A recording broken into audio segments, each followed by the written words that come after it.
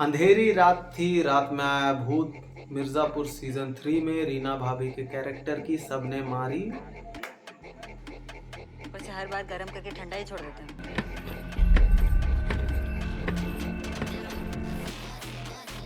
So hello and welcome guys, welcome to Ratan reviews. Mirzapur 3 का teaser आ चुका है, जो कि अभी है one of the hottest topic on the internet. शहर क्या बुलाता है हमको? यूट्यूब में तो इसके चर्चे हैं ही हैं, साथ ही इंस्टाग्राम पे रील्स, मीम्स, सारी चीजें बन रही है।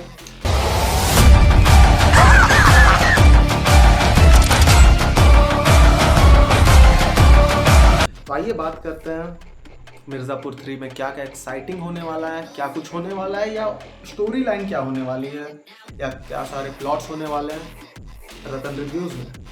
वेलकम। सबसे पहले बात करते हैं दुश्मनी की। तो दुश्मनी इस बार कालीन भैया के लिए बहुत ज्यादा होने वाली है। सबसे पहले उनके मेन दुश्मन है गुड्डू भैया।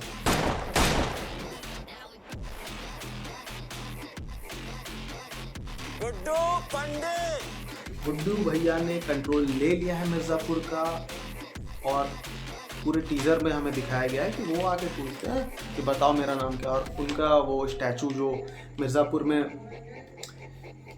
कालीन भैया का स्टैचू था उसके सामने भी जाता है। मुझे तो लगता है स्टैचू तो तोड़ने वाले, पक्का भाई स्टैचू तो टूट रही है। शहर क्या बुलाता है हमको? दूसरा दुश्मन जो एकदम अंदरूनी दुश्मन है, जिसके बारे में कोई नहीं बात करेगा, वो है शरद। शरद ने, अगर मेरी थ्योरी की बात करें तो शरद ने बस कालीन भैया को इसलिए बचाया ताकि वो मिर्जापुर का कंट्रोल ले सके इनको मार के, क्योंकि गुड्डू के रहते तो वो गुड्डू को सीधा सीधा तो मार सकता है नहीं। आपको भी पता है शुरू से उसका इंटेंशन था क्या। लेकिन अगर वो कालीन भैया की मदद से गुड्डू को हटाता है तो उसके बाद वो ले सकता है मिर्जापुर का गद्दी।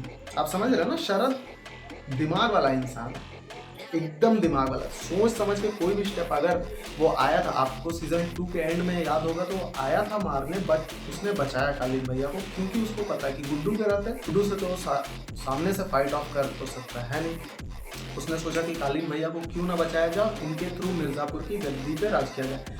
जो कि अभी मुन्ना भैया भी नहीं है, तो इसके लिए आसान होगा कालीन भैया का सपोर्ट लेके गुड्डू को हटाना, पूरे मिर्जापुर पे राज करना। अगर तीसरे दुश्मन की बात करें तो वो है मकबूल। लेकिन अब देखना बहुत ज़्यादा मज़ेदार रहेगा कि वो किसके साइड में जाता है, क्योंकि उसने बाबूजी को तो मार ही दिया, अपनी माँ के जो कर्ज का बदला था वो तो उसने उतार ही दिया। टाइगर सीजन का अब एक ही अंजाम होता है, भयानक दर्दनाक मौत। अब देखना ये है कि वो कालीन भैया की साइड जाता है या फिर गुड्डू भैया की साइड। मज़ेदार होने वाली ये चीज़ है। चौथा जो दुश्मन होने वाला है वो होने वाला है विजय वर्मा का कैरेक्टर, जो जुड़वा था सीजन 2 में हमने जिसे देखा था, भरत और शत्रुघ्न, जिसमें एक मर जाता है। लेकिन अभी तक ये कंफर्म नहीं है कि मरा कौन था। भले वो छोटे छोटे बोलता है, लेकिन ट्विस्ट एंड टर्न्स आ सकते हैं, क्योंकि कहानी बहुत ज्यादा गाड़ फाड़ होने वाली है। छोटे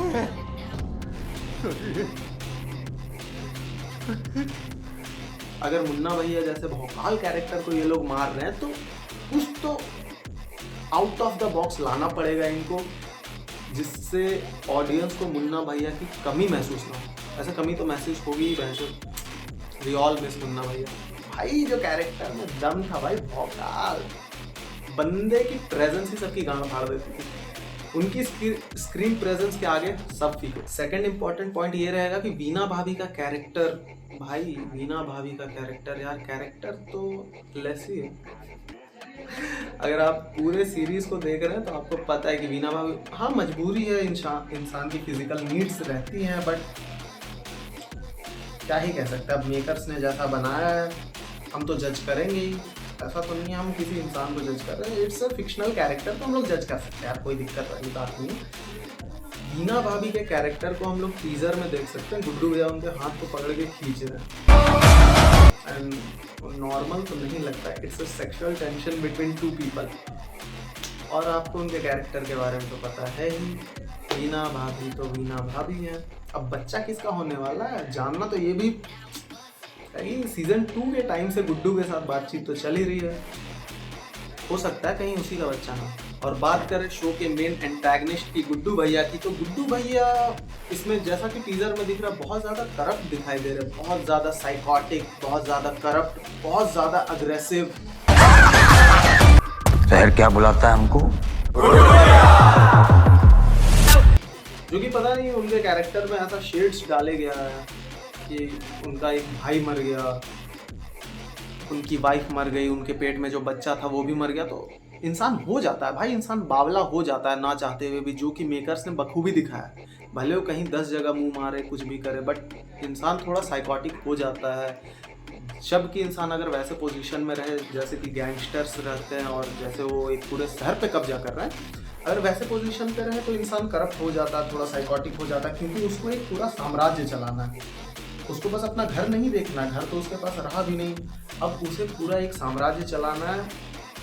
तो वैसे और उन लोगों से डील करना जो कि गैंगस्टर्स हैं, तो उसके लिए इंसान को ऐसा बनना पड़ता है।